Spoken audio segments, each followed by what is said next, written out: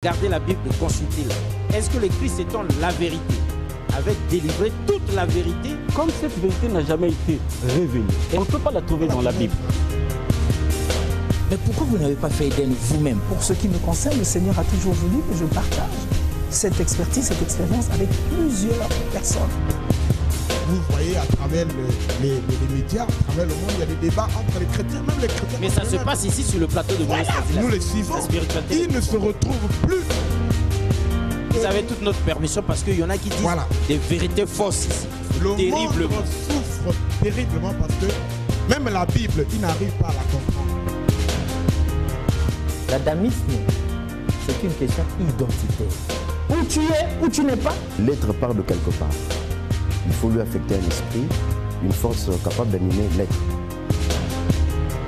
Cette Afrique dont les chrétiens ne veulent pas entendre parler était une Afrique organisée. L'Égypte était déjà organisée quand la Grèce n'existait même pas. Et vous ne pouvez pas me montrer aucun verset du Coran qui pousse aux gens d'aller tuer.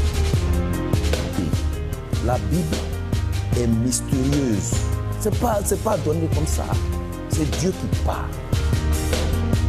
Et il vient en Afrique centrale, particulièrement au Congo. Homéostasie, la spiritualité des profondeurs, le voyage guidé dans les mystères de l'esprit et surtout le choc des convictions duquel jaillit la vérité. Mesdames et messieurs, aujourd'hui, une émission tout à fait spéciale. Donc nous sommes dans un cadre autre pour parler des choses de très grande importance. Mais pour vous permettre de comprendre la problématique, 3 chapitres bibliques. Genèse 28, 16, 17. Certainement, l'Éternel est en ce lieu. C'est ici la maison de Dieu. Prends garde à ton pied lorsque tu entres dans la maison de Dieu. Approche-toi pour écouter plutôt que pour offrir le sacrifice des insensés, car ils ne savent pas qu'ils font mal. Ecclésiaste 5, verset 1. Et enfin le 3e verset pour planter le décor. Mesdames et messieurs, dans les derniers jours, dit le Seigneur, je répondrai de mon esprit. Nous sommes dans Actes chapitre 2, verset 17. Comment enrayer donc les mots qui minent l'Église? C'est ça la problématique qui nous rassemble ce soir autour de l'homme de Dieu qui est ici. Mais la valeur de tout message dépendant étroitement de la qualité du messager. Homme de Dieu, dites-nous qui vous êtes exactement par vous-même. Merci, monsieur le journaliste.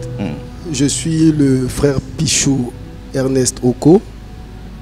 On m'appelle Berger. On vous appelle Berger. Pourquoi pas pasteur, apôtre, prophète, docteur, bishop, archibishop? Cette question, je pense qu'on aura la réponse dans les jours à venir. De toute façon, le pastorat ou bien être apôtre, c'est un ministère. Mais la bergerie, c'est une fonction. Le ministère doit être reconnu par les pères et établi, mais on peut toutefois exercer la fonction de ce qu'on fait, peu importe.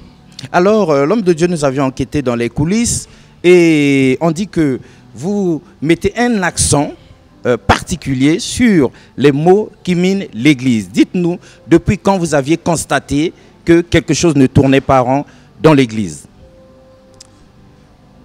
Merci, monsieur le journaliste.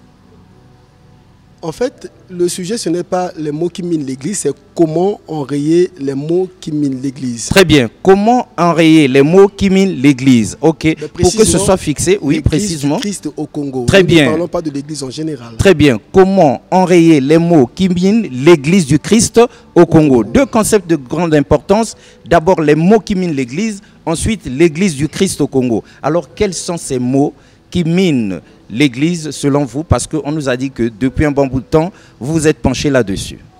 Oui, il faut commencer par dire que ce n'est pas une prétention ou bien l'envie qu'on a eue pour créer ce concept. Ah, vous ne vous prenez pas pour le plus grand des bergers?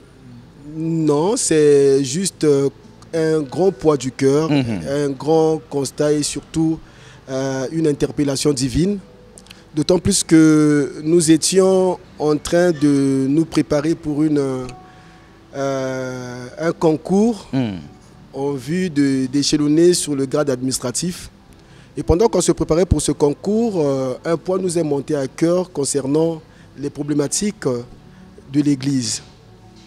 En fait, lorsque nous voyons l'Église du Congo, partant sur les réalités de l'Église originelle, quand je dis Église originelle, dans l'Église primitive, à la création, le verset qui nous est venu lorsque la charge nous a été donnée, c'était là où le Seigneur discutait avec son apôtre Pierre. Lorsque Pierre lui a dit que tu es le Fils de Dieu, il dit « Ok, tu es Pierre, sur cette pierre je bâtirai mon église. Mais le mot le plus saillant, c'est que les portes du séjour de mort ne surviendront point contre toi, contre elle. Parlons des portes du séjour de mort. Les portes du séjour de mort, ce n'est pas la mort, ce sont les portes du séjour des morts. Parmi ces portes, ce ne sont autres que les entrées qui emmènent vers la mort. Ces entrées, ce sont donc des problèmes. Par exemple, le péché, la division, la pauvreté. La majorité de ces choses sont les portes qui entraînent la mort. Et donc, Dieu nous a suscité cette envie, ce regard devant ces problèmes, ces choses. Et nous avons constaté effectivement, dans l'église du Congo, il y a des problèmes qui l'arrangent. Et ces problèmes, nous les avons appelés les maux qui la minent, qui nécessairement doivent être enrayés. Nous n'avons pas dit que nous avons le bâton magique pour enrayer ces maux. Non, non, non, vous n'avez pas cette prétention. Nous pensons que tout problème, lorsqu'il n'est pas dénoncé, il continuera à être comme normal. Parce que quand le problème y est, et vous vivez avec, vous trouverez que c'est normal. Mais lorsque la norme vient, elle vient rappeler que ça, ce n'est pas normal. Il faut enlever ce qui n'est pas normal, mettre la norme des choses pour que les choses marchent normalement. Et c'est donc par rapport à ce constat que Dieu nous a ouvert l'esprit pour comprendre qu'est-ce que l'Église en réalité. L'Église, c'est le peuple de Dieu, ce sont ceux qui sont mis hors. Et l'Église ne doit pas être l'apanage, encore moins sous la puissance du mal. Il faut que l'Église domine. Il faut que l'Église soit exemptée de tous les maux que nous vivons dans le monde. Malheureusement, nous constatons que dans l'Église, les problèmes du monde sont dans l'Église. Mais c'est dû à quoi? Quand la porte est ouverte, le mal rentre. Certainement, c'est des maux qui ont ouvert les portes. Et les portes ont permis à ce que le mal rentre dans l'Église. Et nous essayons tant soit peu enrayer certains de ces mots, les dénoncer d'abord et proposer des solutions pour que ces mots soient enrayés. Très bien. Alors nous disions Église et vous précisiez Église, corps du Christ. Pourquoi cette précision? Je dis le corps du Christ au Congo. J'allais peut-être dire le membre, l'Église du Congo, membre du corps du Christ. Parce que le corps du Christ est unique. Il n'y en a pas deux, c'est un seul corps. Donc dans le monde entier, le corps du Christ est unique. C'est comme dans un corps, vous avez la tête et les membres. Mais dans ces membres, il y a la main, et la main a des doigts. Si le corps du Christ est en général, aux États-Unis, nous retrouvons l'Église du Christ. En France, en RDC. Mais au Congo, il y a aussi l'Église du Christ. Mais cette Église du Congo peut être un des membres du corps. Ça peut être la main. Vous êtes d'accord avec moi que si tout le corps est normal et que la main a quelques petits soucis, le corps aussi aura des soucis. C'est tout le corps qui va en souffrir. Il va falloir que l'Église, le membre qui est l'Église du corps au Congo, puisse redorer son image afin de reprendre la place qu'il lui faut pour que le corps soit en bonne forme et que ce corps puisse jouer le rôle que le Seigneur veut de lui dans ce monde. Alors cela dit, homme de Dieu, puisqu'il était question, comme vous avez su repositionner les choses, de comment enrayer les maux qui minent l'Église corps de Christ, comme vous dites. Alors quelle est la formule pour que ce soit clair pour tout le monde, pour que ces mots que vous dénoncez soient enrayés définitivement? Parce que normalement l'Église ne devait pas souffrir de ces mots-là. La Bible dit, mon peuple périt, faute de connaissance. Le monde dit, celui qui a l'information, a la connaissance des choses. Le seul moyen que nous avons trouvé, c'est de faire connaître aux gens les différents problèmes qui se passent au niveau de l'Église. Regardez. Martin Luther King disait, que le problème de l'humanité, c'est l'ignorance. Et le seul bien pour le monde, c'est la connaissance. Celui qui n'a pas la connaissance, il est capable du pire, mais un peu du meilleur. Et le Seigneur met un accent particulier sur la connaissance. Et le problème de l'humanité, depuis le commencement jusqu'à nos jours, ce n'est que la connaissance. Il y avait dans le jardin l'arbre qu'on appelle de la connaissance du bien et du mal. Il y avait un autre arbre qu'on appelle l'arbre de vie. Curieusement, le Seigneur Jésus vient, il dit, or la vie éternelle, ceux qui te connaissent. Il aurait dû dire, la vie éternelle, c'est rentrer ou je ne sais faire quoi. Il dit, or la vie éternelle, ceux qui te connaissent, toi le seul vrai Dieu, et celui que tu as envoyé, à savoir Christ. Donc il faut d'abord connaître. Celui qui a la connaissance, comme disait Daniel, que ceux du peuple qui connaîtront leur Dieu agiront avec fermeté. Et la connaissance ne vient pas comme tombant du ciel. Il faut qu'on vous le dise. Tu peux rester sur une mine d'or. Si tu ne sais pas que c'est la mine d'or, tu ne sauras pas l'exploiter. Une autre personne, si elle a la connaissance que c'est la mine d'or, évidemment, je vais peut-être vous faire rire. Ça va peut-être nous faire rire. Un jour, je discutais avec des amis, on s'est dit, oh, nous sommes fatigués du Congo. Après, j'ai dit à ces amis, ok, tu es fatigué du Congo, mais le Congo n'a pas de problème, c'est plutôt les hommes. Prenons le Congo. Enlevons tous les Congolais, emmenez-les en Chine. Qu'ils habitent la Chine. Prenons les Chinois, ramenons-les au Congo. Je pense qu'après 10 ans, nous les Congolais, on va envier la Chine, dans le Congo qui est habité par les Chinois. Évidemment. Et on va détester la Chine. Pourquoi? Parce que le Chinois, s'il vient au Congo, il découvrira la richesse naturelle, le sous-sol congolais. Et il va travailler pour l'exploiter. En ce moment-là, nous, on va regretter, on se dire, on était assis sur la mine d'or, on ne se rendait pas compte. Donc, l'ignorance, c'est un danger, comme disent les intellectuels, que tout homme doit éviter. Que tout homme doit éviter. Et donc, par ces assises, ces éditions des conférences, ça nous permet de prendre un sujet et de ce sujet, nous exploitons en commençant par dénoncer les problèmes et proposer des solutions à ces problèmes. Nous osons croire qu'en dénonçant des problèmes et en proposant des solutions, il y aura un effet dans la vie des chrétiens de l'Église du Congo.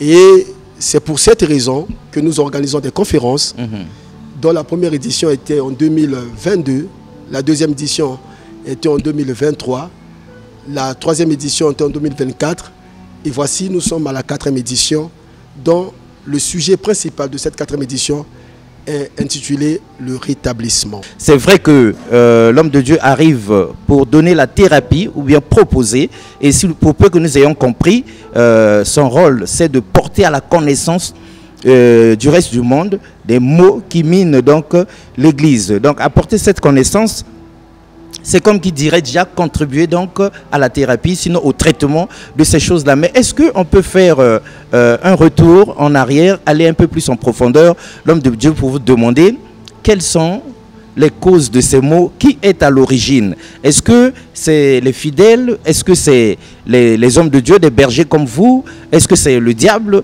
Mais pourquoi l'Église, corps du Christ, au Congo, est-elle minée de l'intérieur? Pourquoi elle est tombée malade? C'est du fait des fidèles ou bien des bergers ou bien de Satan lui-même? Alors, la responsabilité revient dans toutes les catégories. Chacun sa part de responsabilité. Justement, ce n'est pas, et puis, ce n'est pas seulement les fidèles, les pasteurs ou bien je ne sais qui, mais c'est parfois aussi, c'est même l'État du pays aussi. Ah, l'État aussi a sa part de responsabilité. Vous savez, le mal, quand il rentre, il y a certainement des causes qui permettent le mal. Prenons le cas de l'injustice. Je cite la Bible. La Bible dit, seule la justice élève une nation.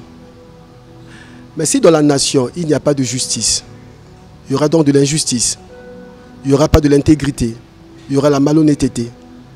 Donc nous pouvons décrier la corruption comme on veut, mais si nous ne résolvons pas le problème de la justice, la corruption ne quittera pas notre nation, ça continuera à gangréner notre nation.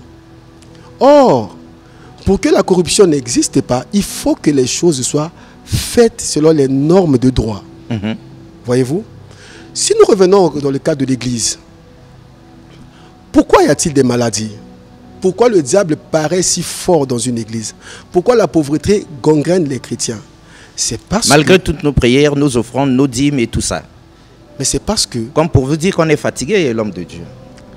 Mais justement, c'est parce que nous, les chrétiens, peut-être que nous n'obéissons pas à la parole. Deutéronome chapitre 28, verset 1 à 3 dit, si vous obéissez, si tu obéis à la voix de l'Éternel, si tu observes les commandements de Dieu, si tu mets en pratique ces commandements, l'Éternel te donnera la supériorité sur toutes les nations. Donc, dans ce même verset, vers la fin, on dit, si tu n'obéis pas, tu seras le dernier des nations. Au lieu que d'être la tête et non la queue, tu seras la queue. Donc le problème, c'est l'obéissance. L'obéissance à quoi? L'obéissance à ce que Dieu a dit. Il n'y a que ce que Dieu a dit. Il n'y a pas ce que nous voulons. Il n'y a pas ce que nous imaginons. Il y a ce que Dieu a dit. Et Dieu ne veille qu'à sa parole pour l'accomplir. Notre problème, qui cause tous ces maux, c'est parce que, au lieu d'obéir à ce que Dieu a dit, nous faisons des choses contrairement à ce que Dieu a dit. Nous faisons des choses comme nous pensons, comme nous imaginons, comme nous voulons. Mais parfois, nous tentons de faire sans plutôt faire comme Dieu a dit.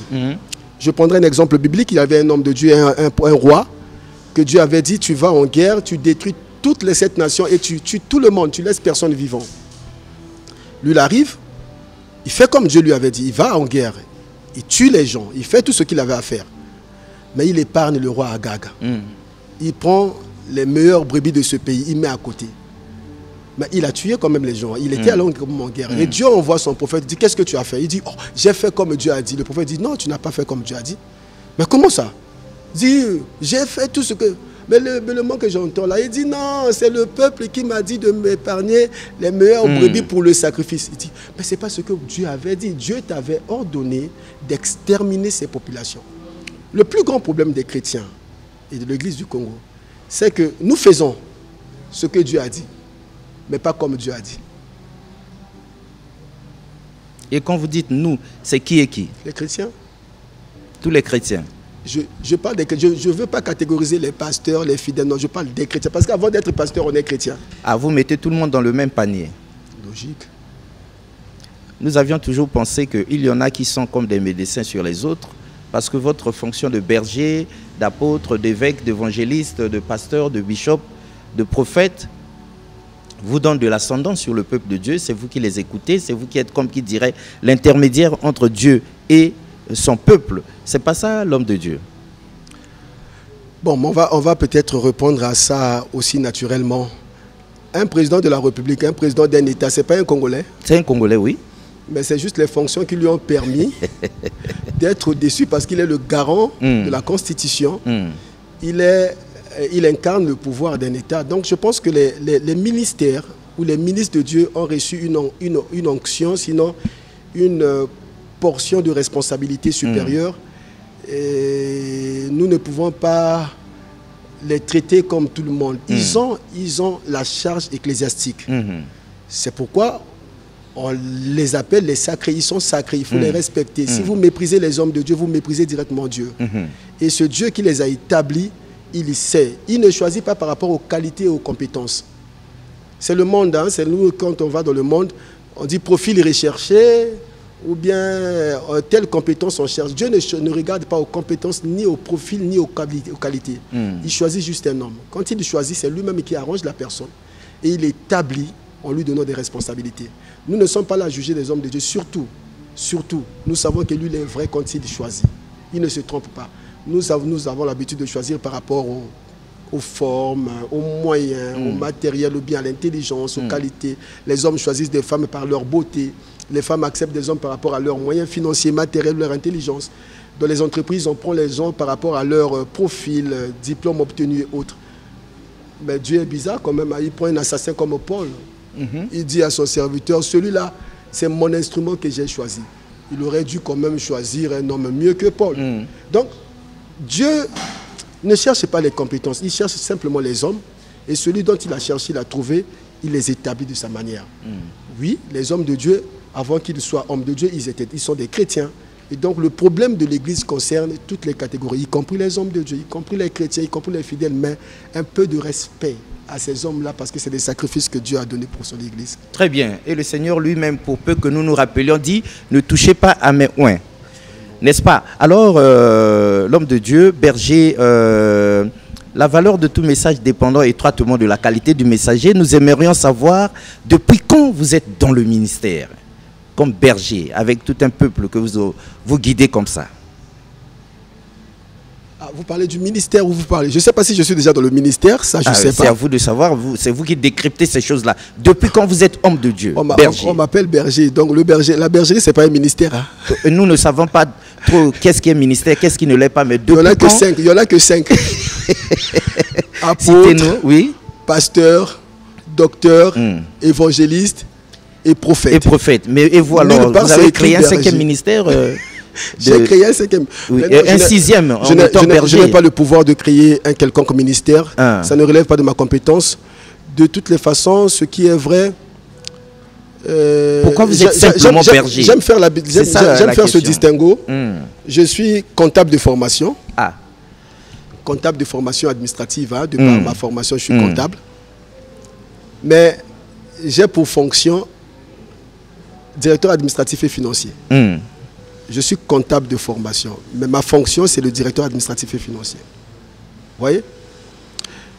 En fait, les gens ne m'appellent jamais par mon qualificatif ou bien par ma formation. Donc, on aurait dû m'appeler comptable, monsieur le comptable. Non, on m'appelle DAF. Donc, on m'appelle par ma fonction. Par la fonction, oui. Donc, je suis berger par fonction. Je conduis un troupeau. Le jour que mes pères, mon père spirituel, le pasteur Jean Ikana, que je salue, et les pasteurs décideront de m'attribuer un ministère dont j'en aurai. Pour l'instant, j'exerce la fonction de ministère, mais ce n'est pas incompatible. Hein. Je ne sais pas, je vais demander aux hommes de Dieu. Ce n'est pas faisable d'être... On dirait que c'est faisable. Bien. Sinon, ils auraient dû taper du poing sur la table depuis longtemps. Mais de par ma conversion, je pense que j'ai reçu le Seigneur depuis 1992. 1992. Je suis devenu membre de l'église et la seule et l'unique église que j'ai connue dans ma vie, c'est l'église UCI en 1994. Donc, vous êtes resté fidèle à cette église? Oui, mon pasteur a toujours été le pasteur Jean Ikana, qui a commencé, l'église a commencé à la rue Bouzala. Et j'ai adhéré à cette église à la rue Bouzala. Je suis devenu responsable de cette cellule depuis 2003. Mais avant, j'ai passé quand même, j'ai gravé les échelons en étant responsable de la jeunesse, responsable du comité de soutien, responsable du groupe d'intercession, assistant, pasteur et ainsi de suite. Jusqu'à... J'étais venu juste au rescousse ici, hein. Il y avait plus de bergers, j'étais venu juste travailler pour essayer un peu d'ajuster les choses et puis repartir peut-être. Mais voilà, ça fait déjà... De 2003 jusqu'à nos jours, je suis là. Très bien. Alors, cette question, nous l'avions posée à dessein parce que l'église de Réveil, par exemple, lorsque vous parlez de l'église Corps du Christ au Congo, certainement que vous faites allusion à l'église de Réveil telle que nous la connaissons aujourd'hui, elle date bien des années 80. Or, vous, c'est en 92 que vous démarrez, après avoir suivi ce parcours. Très, très bien encore que vous avez respecté ces choses-là et vous respectez l'homme de Dieu qui était à l'origine de votre père spirituel qu'il est resté jusqu'à aujourd'hui. Vous êtes encore fidèle à ça, vous n'avez pas fait les assauts de moutons comme nous connaissons, mais là n'est pas le problème. Le problème pour nous, c'est d'où vient-il que ceux qui sont plus anciens que vous n'aient pas pensé la chose, donc à se pencher sur la problématique, et que c'est vous qui arrivez aujourd'hui pour parler des mots qui minent l'église Corps du Christ au Congo. D'abord, il faut se dire une chose, ces gens-là ont beaucoup travaillé. Ils ont beaucoup travaillé. Ou peut-être ils n'avaient rien vu. Non, je vais vous expliquer. Comprenez ce que je veux dire. Ces gens-là ont beaucoup travaillé. Nous devons notre existence comme responsables des églises à ces gens-là qui ont eu à être même des sacrifices. Vous leur devez tout, ce que vous êtes devenus aujourd'hui. Bien entendu, ces hommes... Vous le dites sincèrement ou bien par respect pour eux, pour éviter les problèmes? Sincèrement, regardez. Prenons le cas des pères qui ont milité pour que l'église de Réveil existe au Congo. Vous savez qu'au début des églises de Réveil, il n'y avait pas la liberté d'exercer... C'était très compliqué. Mais justement, parce que la police politicienne était là, le pouvoir public était narcisse-léniniste. C'était pas facile d'exercer en tant que membre de l'église de Réveil. On nous appelait des sectes. Mais ces pères n'ont pas baissé les bras. Ils ont tenu tête à ces choses. Nous en avons été témoins. Pour que l'église aujourd'hui sorte de ses coulisses, je peux citer des pères comme Germain Deke, des pères comme Jean-Baptiste Bafungissa, Lubota, Papa Lubota, des pères comme Zabantou. Je citerai le prophète Bruno Ngueya. C'est sûr que vous allez oublier deux ou trois autres. Mon père de l'Aigle Royal, le prophète Ndoudi, Papa Bouka, père son âme, lui qui est parti. Son âme. Mais ces hommes ont travaillé d'arrache-pied. Ils se sont sacrifiés leur vie, sacrifié leur famille. Encore, nous, on est venus au moment où on nous donne une certaine notoriété, mais eux, on les traitait de tout sauf rien. On les rejetait même dans leur famille. À l'époque, on se gênait de se balader avec une Bible. Surtout si ton enfant se marie avec un pasteur. Ah non, surtout pas ça. La misère. Donc, il faut respecter ces hommes qui ont presque payé un prix sur leur vie pour que l'Église puisse occuper cette position qu'elle occupe aujourd'hui. Mais vous êtes d'accord avec moi que tout est évolutif? Oui, évidemment. Même la révélation est évolutive. Ce n'est pas en ce moment-là, peut-être qu'il devrait avoir ces idées. Et peut-être qu'en ce temps-là, il n'y avait pas aussi ces problèmes. Très bien, on voit bien, vous avez grandi, vous avez compris, vous respectez vos pères et ça fait du bien parce qu'il y en a dans le parcours d'homéostasie, la spiritualité des profondeurs, nous en avons connu qui ne respectent pas ces pères-là, les pionniers de la chose, ceux qui ont commencé, ont balisé le chemin pour qu'aujourd'hui d'autres se retrouvent au firmament. Il y en a qui ne respectent pas ça, mais merci beaucoup. On accepte ce respect-là. Alors dites-nous, Berger, lorsque aujourd'hui vous soulevez la problématique et qu'il y a une édition, une deuxième, une troisième, une quatrième, vous faites ça seul?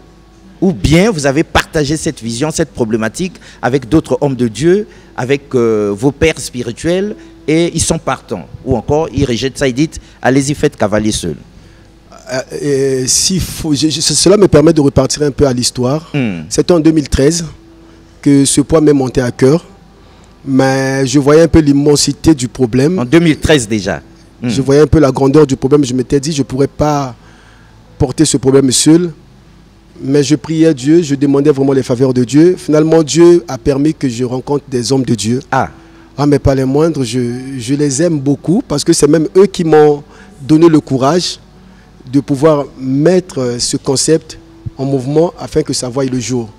C'était donc ma rencontre avec les pasteurs comme Jean-Baptiste Okana, le pasteur Jean-Paul Nganari, le pasteur Benoni Ngonkwa, le pasteur Kevin Kakoso, Das Moulier, le pasteur Claise Aboté Balé, Mesme Okana. Mais c'est des hommes, je n'ai pas peut-être cité tout le monde, Arcia et autres. Même un pasteur qu'on ne se voit plus à Pamphile. On discutait sur tout sauf rien, mais surtout sur ce problème de l'église corps du Christ. Et donc, pour la première édition, on s'est assis avec eux, ils m'ont dit, allons-y. Je ne sais pas si je pourrais avoir les affiches. Lors de la première édition, c'était tous ces pasteurs qui étaient alignés. Super. Mais avec des thèmes à la limite dangereux. Je citerai un des thèmes que j'aime beaucoup de cette première édition, qui était la négligence dans les affaires du royaume. La négligence dans les affaires du royaume. C'était un mal qui mine l'église. Il y avait aussi la pauvreté qui gangrène l'église. L'église, étant pauvre, elle paraît comme une entité, la dernière entité sociale de notre société. Nous ne valons rien. Quand on a vu d'eux comme ça, les musulmans se moquent de nous. Tout à fait. Non seulement les musulmans, d'abord la population elle-même. Même la population elle-même se dit à quoi bon aller à l'église si Jésus-Christ est synonyme de pauvreté. Et surtout, la dernière problématique qui était lors de cette édition, c'était les origines de l'église de Réveil. Les origines de l'église de Réveil. Ça là, il y avait eu à boire et à manger. Ah oui, justement, on voulait savoir d'où est-ce qu'on revenait quand même. C'est important qu'on sache quand même notre source. Et de là découlera la paternité de l'église de Réveil. Exact. Bon, cette question reste en suspens. C'est grave, on sait qu'il faut toute une émission pour replonger dans les origines de l'église de Réveil. Cette première édition, nous avions tenu avec ce réseau des hommes de Dieu amis qu'on avait créé, dirigé par le pasteur Jean-Baptiste Okana, qu'on appelle RIDA. C'est donc ce réseau qui a mis en exergue Sinon, ce programme en mouvement pour que nous tenions ces éditions. Et depuis la première édition jusqu'à ce jour, nous organisons concomitamment avec ce réseau interministériel des hommes de Dieu et amis dirigé par le pasteur Jean-Baptiste Okana, dont font partie le pasteur Jean-Paul Ganari qui est le secrétaire général, et le pasteur Kevin, le pasteur Arcial, l'évêque Roch Ngatier, le pasteur Chamri OM, évangéliste Daris. Voilà, ainsi de suite. On est un peu nombreux dans ce réseau. Mais cela ne s'est pas arrêté seulement à ce réseau. Et donc cette histoire, lorsque nous l'avons fait sortir, nous l'avons présentée au corps du Christ. Et lorsque nous l'avons présenté au corps du Christ, les bergers Adjé, Mathieu ont accepté la chose, nous ont accompagnés. Et voilà, ça a dépassé un peu des limites jusqu'à atteindre les pères. Papa Bouka fut le premier des pères qui a accepté de venir intervenir. Et nous bénéficions du soutien des éminents hommes de Dieu, des piliers que moi j'appelle les piliers, les icônes de l'église de Réveil, comme le pasteur Gustave Ambenze, le pasteur Rifin Sonzo, donc le bishop Rifin Sonzo, tous les pères, les pasteurs Ghislaine Zila, qui ont accepté cette vision. Mais nous avons également des bien-aimés comme Évrard Makala, Motamo Pepasika. Bon, il y a des comme on a aigle royal ça arrive. Il y a lui qui a accepté également la vision et il mobilise les gens au niveau du sud. Il y a l'apôtre Moboyo, nous avons l'apôtre Franck Ngwala qui a fait un grand travail, mais sans oublier, s'il vous plaît. Sans oublier les membres de l'église UCE Lénine et notre pasteur Joy Kana qui nous accepte de faire cette activité.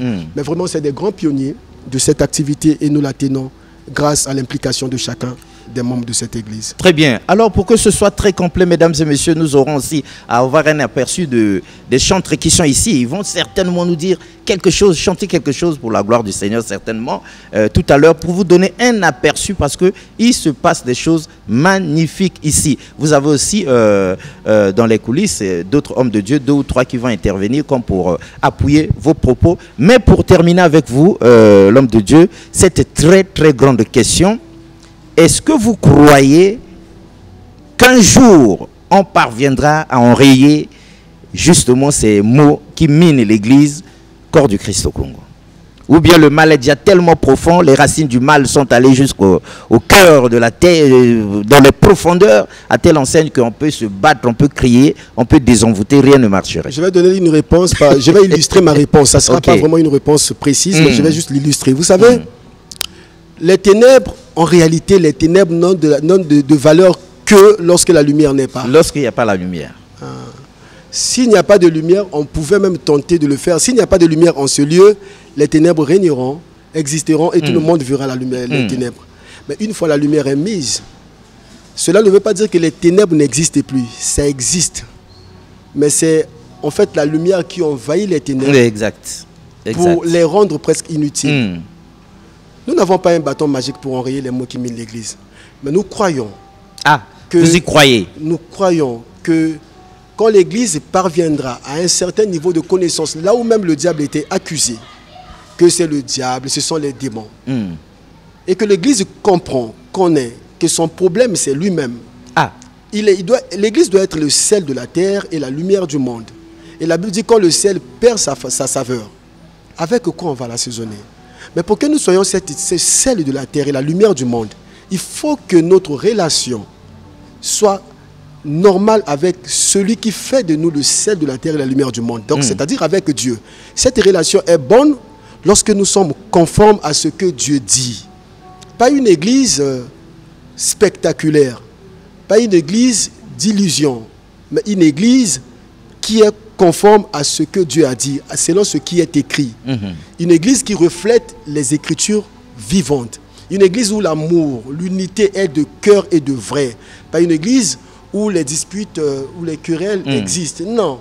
Lorsque ces choses n'existeront plus, quand on s'aimera de vrai, on s'acceptera de vrai, on se supportera de vrai, en ce moment-là, les petites querelles qu'on entend par ici et là n'existeront plus.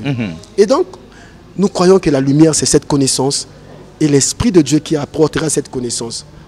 On n'a pas parlé du rétablissement, peut-être que tu en viendras. On n'a pas parlé du rétablissement, c'est comme la thérapie. Mais Pourquoi dans cette édition, nous voulons parler du rétablissement? Mais parce que lors de la première édition, nous avons parlé de comment enrayer les maux qui minent l'Église. La deuxième édition, nous avons parlé du rétablir l'autel. On a parlé simplement de rétablir l'autel. Quand on parle de rétablir l'autel, nous faisons allusion à quoi? Nous nous disons, la vie est avant tout spirituelle. Si le spirituel n'est pas bon, le physique ne sera jamais bon. Or, le spirituel est lié à l'autel. L'autel, c'est la rencontre, le rassemblement ou bien l'unification du divin et de l'humain. Il faut d'abord rétablir l'autel. C'est pourquoi la deuxième édition, nous avons parlé de rétablir l'autel.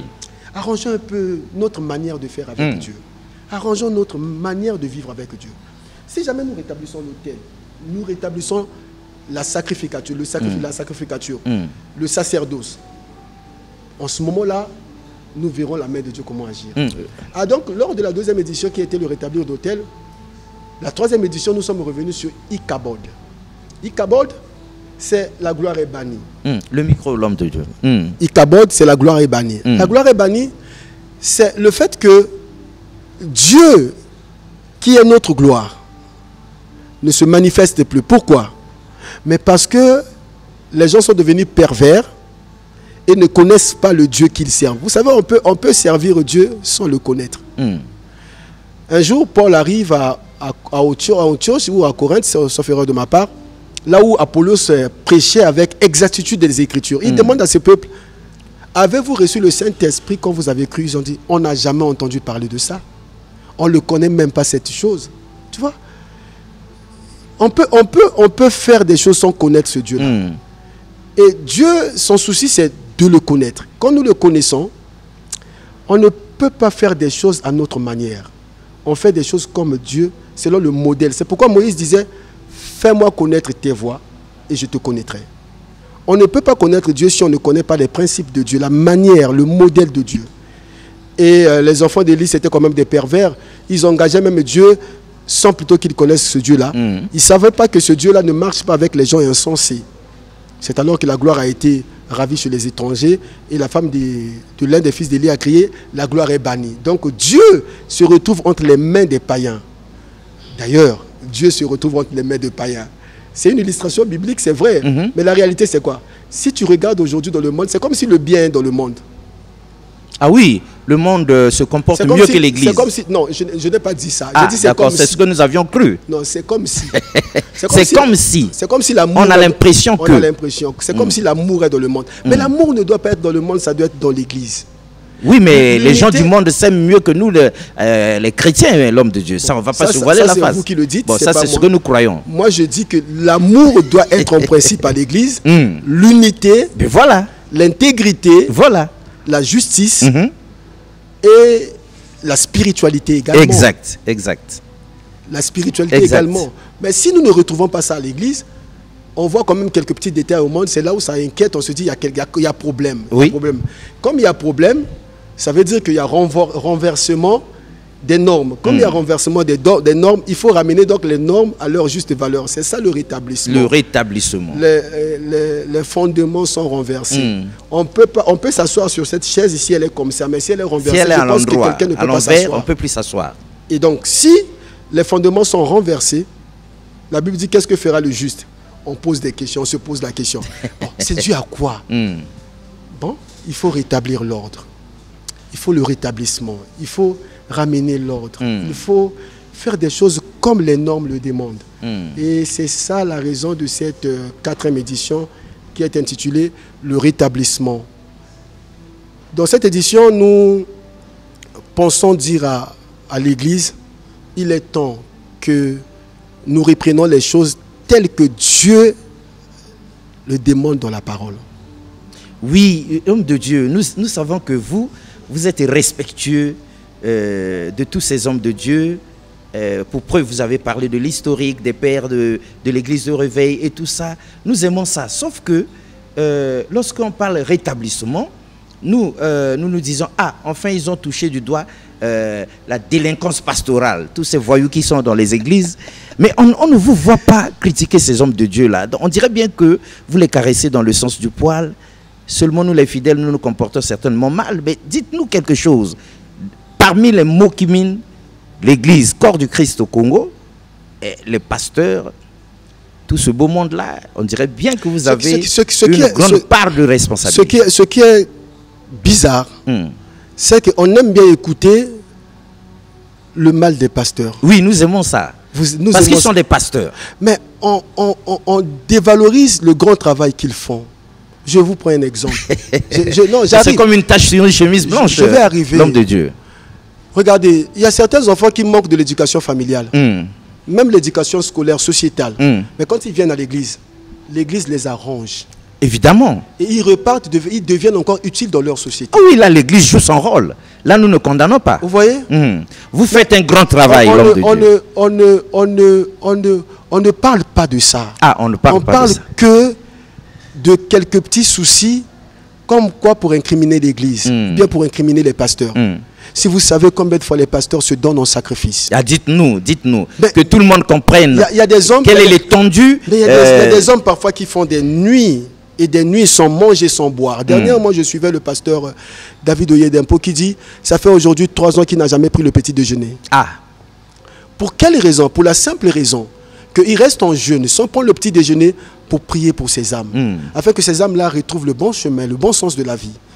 Les pasteurs que vous voyez. On dit qu'il y en a qui vous réveillent même à 2h, 3h du matin pour un problème. Mais c'est des hommes qui sont des sacrifices. Ils sont sur l'autel. Regardez, je vais vous illustrer un petit truc encore. Vous êtes à l'atterrissage de l'homme de Dieu. Parce que là vous risquez de finir toute l'émission. Vous êtes chrétien. Vous avez des ennemis qui vous combattent. Je suis chrétien, j'ai des ennemis qui me combattent. J'ai des problèmes qui me surgissent. Lui aussi, il est chrétien, il a des problèmes. Mais toi, tu prends tes problèmes. Moi, je prends les miens. Lui, il prend ses problèmes. On emmène tous nos problèmes chez le pasteur. Bon, si toi, tu as 10 démons, moi, j'ai 1000. Lui, il a 10 000. Non, mais tous ces démons-là vont... Le pasteur se retrouve ennemi de combien de démons? D'une bonne centaine de démons. Sans compter les ennemis de sa famille. Sans compter les ennemis de sa propre famille. Mais cet homme, il tient quand même debout. Ah, c'est dur. C'est pas facile. Non, vous êtes à féliciter l'homme de Dieu. Non, on vous félicite. Maintenant... C'est comme si tu disais à un comptable, oui, quand tu gères l'argent, l'équilibre budgétaire ou bien l'équilibre des dépenses doit être des recettes. Vous êtes sûr? Il y aura toujours un manquement de 100 francs. Toujours, il ne pourrait pas manquer une petite... Un secret, si un comptable n'a pas un petit déficit de 100 francs, ou bien c'est pas un bon comptable. C'est tout compris l'homme de Dieu. La problématique est extrêmement sérieuse, mesdames et messieurs. Il est jeune. Il reconnaît ses pères, il a fait du chemin certes, mais il sait qu'il y a encore un grand chemin à parcourir. Ces hommes de Dieu souffrent et ont un grand souci des brebis qui sont à leur charge. Et voilà pourquoi il se penche sur cette problématique. Pas seul, mais avec tous ses pères, hommes de Dieu, avec tous ceux-là qui sont les pères de l'Église. Ils essaient de faire des pieds et des mains pour enrayer ces mots qui minent l'Église, corps du Christ au Congo. Et comme il a su le dire, ce n'est pas parce qu'ils ont une potion magique, ou bien par un coup de bâton magique, ou bien par un claquement de doigts, que tout ça va finir. Mais en tout cas, ils apportent la connaissance, parce que le Seigneur a dit, mon peuple périt, faute de connaissance. Une fois qu'on a connu, le danger qu'on connaît devient moins dangereux. À ce moment-là, on peut prendre des dispositions pratiques pour s'en tirer. Alors, papa, on va garder votre conclusion après avoir écouté... Vous avez des chantres ici, non? Ah oui, peut-être que ça chante bien, peut-être que ça ne plaît pas au Seigneur. Tout ça, c'est à vérifier. Dites-nous, papa, pendant qu'eux, ils s'installent, est-ce que chaque fois dans toutes les églises, ça chante, nous entendons louange, adoration? Est-ce que c'est important pour le Seigneur? Mais bien entendu. Ah, une église sans louange, sans adoration, c'est... C'est vrai que nous illustrons souvent l'adoration et la louange par la musique. Et oui. Non, mais il faut dire plutôt une vie sans adoration n'est pas une vie sans adoration. Oui, parce que quand on vit... On doit adorer Dieu. Ah. Adorer, j'illustre ça souvent par Apocalypse qui dit « Tu es digne de recevoir l'honneur, la gloire, la louange et au siècle des siècles. » C'est cette dignité-là que Dieu mérite. Tu vois, quand quelqu'un fait toujours ce qui est bien, il faut lui rendre honneur. Il faut lui rendre hommage. Nous avons l'habitude de rendre hommage à nos bienfaiteurs. Ceux qui nous font du bien. Évidemment, évidemment. Mais regardez, Dieu donne à tout le monde la vie. Oh, si cette vie-là a été facturée, je ne pense pas que... Ah non. à l'âge que vous avez, non. Aurez déjà, quand la facture de la SNE arrive, on se casse la tête. C'est trop. Mais si Dieu nous facturait simplement le souffle de vie qu'il nous donne, personne ne serait en vie. Personne ne serait en vie. Donc, il est normal que tout être humain, toute personne adore Dieu. Et l'adoration, c'est simplement rendre hommage à Dieu. Mais cette adoration peut aussi s'exprimer par le fait de chanter des louanges à l'honneur de Dieu. Chez nous, dans nos coutumes, dans nos traditions, je ne sais pas si vous avez la même culture que moi dans mon coin départemental. Moi, j'aime bien les griots Mboshi quand ils parlent. Vous voyez, quand ils parlent, par exemple, des événements, des vieux qui ont eu à faire des effets dans la société, mais quand ils chantent, tu te dis, ils racontent l'histoire et des tels hommes, on dit que c'est eux. Mais Dieu qui a fait tout ce monde que nous voyons, mais que nous ne voyons pas, ne mérite-t-il pas notre adoration? Bien plus que ça, bien plus que ça. Donc il faut l'adorer. On est d'accord avec vous, il faut l'adorer. Donc, mesdames et messieurs, comprenez notre émotion. L'homme de Dieu sur ce plateau, nous avons essayé de le piéger tant bien que mal, mais il s'en sort parce que l'esprit reste l'esprit. Alors, adorons le Seigneur avant de conclure cette émission.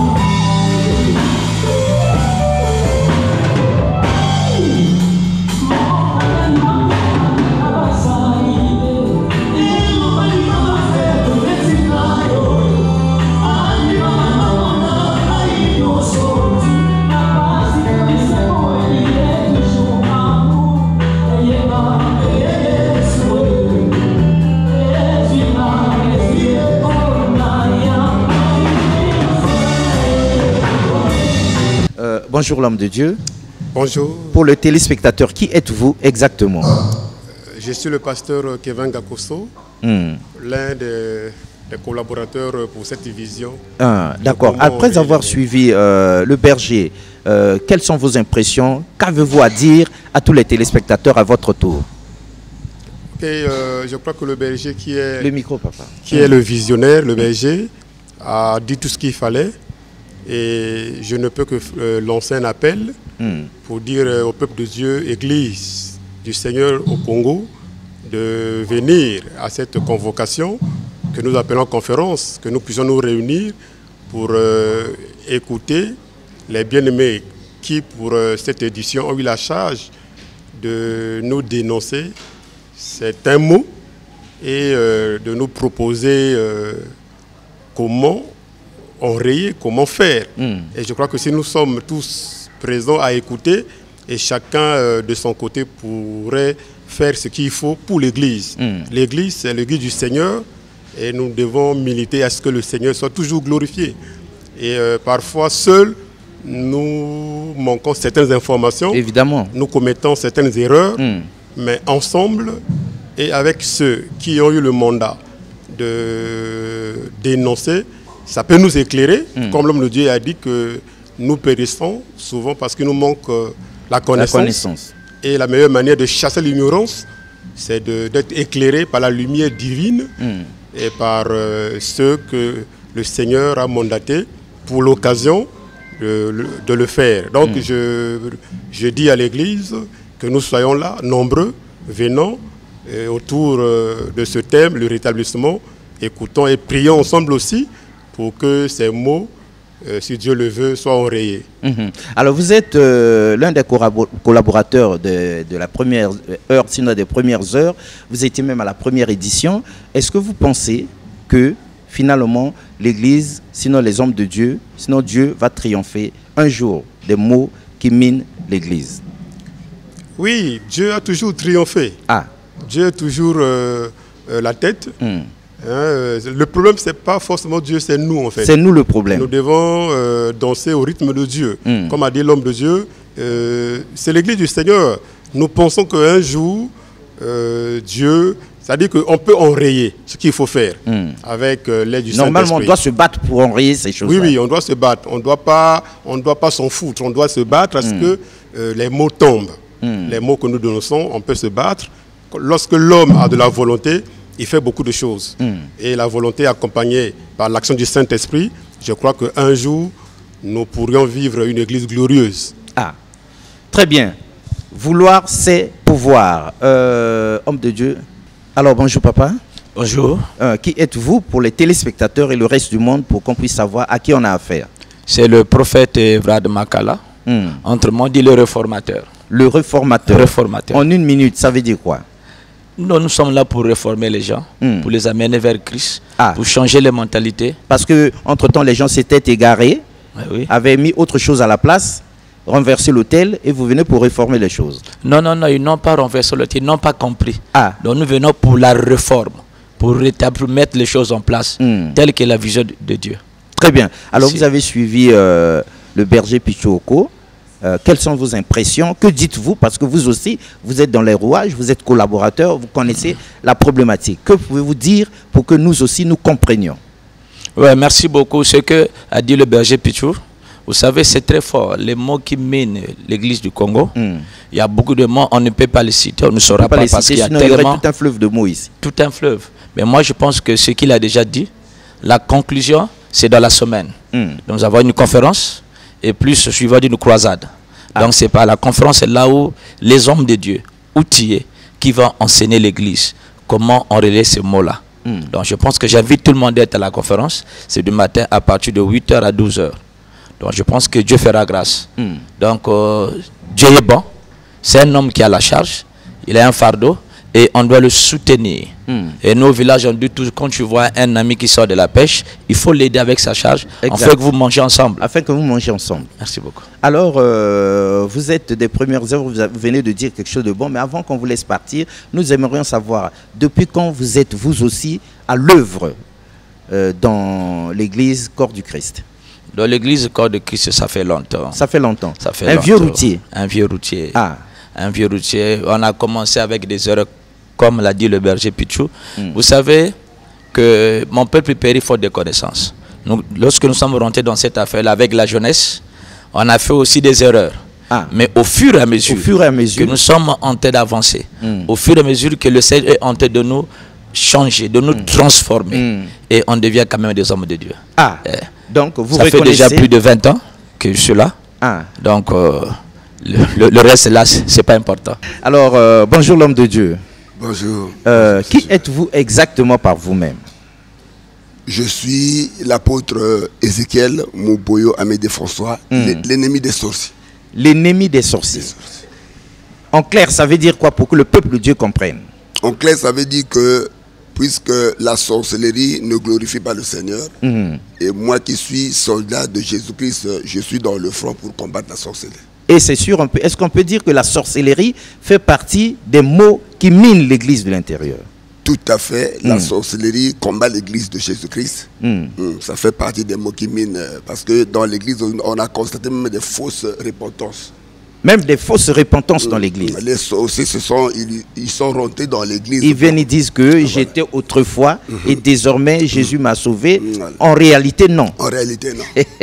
Alors, l'homme de Dieu, les sorciers dans nos villages, dans toute l'histoire, on sait que c'est des gens extrêmement dangereux. Or, vous vous affichez comme leurs ennemis, vous les combattez. Avec quel pouvoir? Avec quel pouvoir? C'est avec le pouvoir du Saint-Esprit. La Bible dit... Le Seigneur nous dit, je vous ai donné le pouvoir de marcher sur les serpents, sur les scorpions, et sur toute la puissance de l'ennemi. Et rien ne pourra vous nuire. Donc, saisissons cette parole que le Seigneur nous donne. Et c'est avec ça, quand il dit dans Acte 1, le verset 8, vous recevrez une puissance. Le Saint-Esprit survenant sur vous. Donc, c'est avec le pouvoir du Saint-Esprit. Le Saint-Esprit, c'est l'esprit supérieur. Au-dessus du Saint-Esprit, il n'y a pas un autre esprit. Donc, l'esprit, puisque la sorcière, c'est un esprit, ça ne peut pas tenir devant le Saint-Esprit. Et donc, pour résumer, pour peu que nous ayons compris, comment enrayer les maux qui minent l'Église, fut-elle corps du Christ au Congo, c'est aussi redonner la primauté au Saint-Esprit. Le règne du Saint-Esprit dans l'Église balayerait certainement tous ces maux. Tout à fait, puisque déjà avec le tableau que nous présente le berger Pichou, il nous amène dans Acte 2, le verset 17. Et nous avons même commencé par là. Et voilà, il dit, dans les derniers jours, je répondrai de mon esprit. Et donc, nous n'avions de pouvoir contre les maux qui minent l'Église que le Saint-Esprit. Donc, partons de la première édition sur comment enrayer les maux qui minent l'Église du Christ au Congo. À la deuxième édition, nous avions rétabli l'autel. À la troisième édition, nous avions compris que la gloire était bannie. Et là, à la quatrième édition, le Seigneur, puisque dans le vocabulaire de Dieu, le mot hasard n'existe pas. Et Dieu a pensé que c'est le moment de rétablir. Et pour rétablir, il faut connaître les règles et les principes. Donc je crois que pendant cette édition, nous demandons à l'Église corps du Christ, les hommes de Dieu, de venir. Ensemble, nous allons connaître les règles et les principes afin de rétablir l'Église du Christ au Congo. Très bien. Vivement donc, comme qui dirait, le rétablissement de toutes choses. Et c'est dit avec les mots qu'il faut. Merci beaucoup, homme de Dieu. À présent, écoutons cette chorale.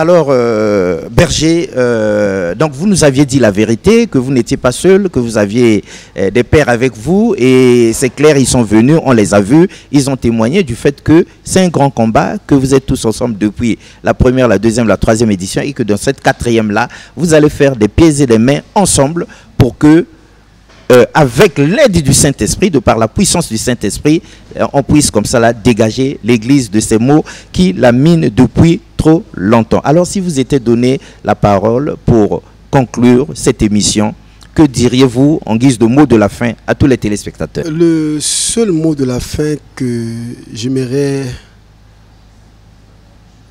lancer à l'endroit de la population congolaise en général et de l'Église Corps du Christ en particulier, il est temps que nous mettons en valeur et en évidence les valeurs. La perte des valeurs a fait à ce que la vie devienne désagréable sur tous les plans et à tous les niveaux, dans tous les domaines. Je commencerai peut-être dans le domaine étatique où le non-respect des règles de droit a fait à ce que le mal devienne comme normal. La corruption gangrène aujourd'hui notre société à tous les niveaux, qui est devenu un problème grave. Simplement parce qu'il n'existe plus de respect, même du bien public. Nous venons à l'église, c'est que les gens prennent plus ce qui est visible, matériel, au lieu de prôner ce qui est spirituel. Or, il y a des richesses. Il y a les richesses matérielles, comme l'argent, les maisons et autres, mais il y a surtout des richesses spirituelles qui sont éternelles. Ces richesses spirituelles sont des valeurs. Et ces valeurs, on nous enterrera avec. Personne ne sera enterré avec l'argent. Personne ne sera enterré avec des immeubles qu'il bâtit. Mais quand on mourra, on nous enterrera avec notre intégrité, avec notre justice, avec notre amour. Pourquoi nous nous battons à chercher des choses périssables qui peuvent exister aujourd'hui et qui vont périr? Or, les valeurs spirituelles, nous pouvons les obtenir que par Dieu et par la connaissance de ces Écritures et surtout par le moyen du Saint-Esprit, car ces différentes valeurs spirituelles ne sont autres que le fruit de l'Esprit. C'est pourquoi j'appelle toutes les catégories de notre population, de notre nation, même les chrétiens, à cultiver les valeurs spirituelles afin que nous soyons riches en spiritualité avant de voir les richesses matérielles. Enfin, pour cette 4e édition, nous vous annonçons qu'il y aura, le Saint-Esprit a prévu des grandes, mais en tout cas des grandes choses dont l'impact ne sera pas seulement dans l'Église, ça sera jusqu'à notre nation. Vous savez, quand le spirituel va bien, le physique ira bien. Je vous annonce que dans la Bible, on a dit il y avait un désordre dans le ciel. Voilà pourquoi quand Dieu s'était réuni avec ses fils, Satan s'est introduit. Il est venu sans appel, on ne l'a pas appelé, il est venu. Mais il fut un temps dans l'Apocalypse, on dit qu'il a été précipité. Il n'existe plus dans le ciel. Parler du ciel, parler de l'invisible, de ce qui ne se fait pas voir. Et si nous mettons de l'ordre dans ce qui ne se fait pas voir, dans le visible, l'ordre va être rétabli. C'est pourquoi dans cette 4e édition, avec des hommes de Dieu comme le patriarche Jean-Baptiste Bafungissa, le pasteur, l'apôtre Ghislaine Zila, le pasteur Gustave Ambenze, le docteur Aïla Fidèle, le docteur Dols Mayingidi, qui sont ces éminents hommes de Dieu, ces orateurs de pointe qui ont la charge de nous partager la pensée de l'Éternel sur le rétablissement, qui vont le faire de main de maître. Et nous croyons que le Saint-Esprit sera au rendez-vous pour vraiment accomplir ce que Dieu avait préparé d'avance, parce que c'est le moment que ces choses doivent se réaliser. Sur ce, je demanderai à toute la population congolaise de se rendre massivement du 3, 4, 5 avril 2025, de 8h à 12h au 544 bis de la rue Lénine pour la conférence des hommes de Dieu, et du 5 au 6 de 15h à 18h30 ici devant la parcelle de la rue Lénine, donc en plein air. Il y aura une grande campagne d'évangélisation, mais les miracles sont en rendez-vous, des prodiges vont se faire, et venez nombreux, Dieu vous a réservé des bonnes choses. Que Dieu vous bénisse. Merci beaucoup. C'était donc comme ça, avec plaisir, comment enrayer les maux qui minent l'Église, corps du Christ au Congo. Parce qu'il suffit seulement qu'un seul membre de ce corps-là souffre ou bien est mal. Tout le corps a des problèmes. Et nous avons intérêt, nous, au niveau du Congo ici, d'arranger les choses avec la puissance du Saint-Esprit, à l'aide du Saint-Esprit d'ailleurs. C'est la mission que s'est fixée le berger Pichu Oko avec tous ses pères, sinon les pères spirituels et les collaborateurs et les pères dans l'œuvre de Dieu, pour que, de fil en aiguille, petit à petit, que l'Église puisse retrouver ses lettres de noblesse. Au revoir et à la prochaine. Merci beaucoup une fois de plus. La Bible consultée, est-ce que le Christ étant la vérité avait délivré toute la vérité? Comme cette vérité n'a jamais été révélée, et on ne peut pas la trouver dans la Bible. Mais pourquoi vous n'avez pas fait Eden vous-même? Pour ce qui me concerne, le Seigneur a toujours voulu que je partage cette expertise, cette expérience avec plusieurs personnes. vous voyez à travers les médias, à travers le monde, il y a des débats entre les chrétiens, même les chrétiens. Mais ça se passe ici sur le plateau de Maurice. Nous les suivons. Ils ne se retrouvent plus. Vous avez toute notre permission parce qu'il y en a qui disent des vérités fausses ici. Le monde souffre terriblement parce que même la Bible, ils n'arrivent pas à la comprendre. L'adamisme, c'est une question identitaire. Où tu es, où tu n'es pas. L'être part de quelque part. Il faut lui affecter un esprit, une force capable d'animer l'être. Cette Afrique dont les chrétiens ne veulent pas entendre parler était une Afrique organisée. L'Égypte était déjà organisée quand la Grèce n'existait même pas. Et vous ne pouvez pas me montrer aucun verset du Coran qui pousse aux gens d'aller tuer. La Bible est mystérieuse. C'est pas donné comme ça. C'est Dieu qui parle. Et il vient en Afrique centrale, particulièrement au Congo, et il dit, ça c'est mon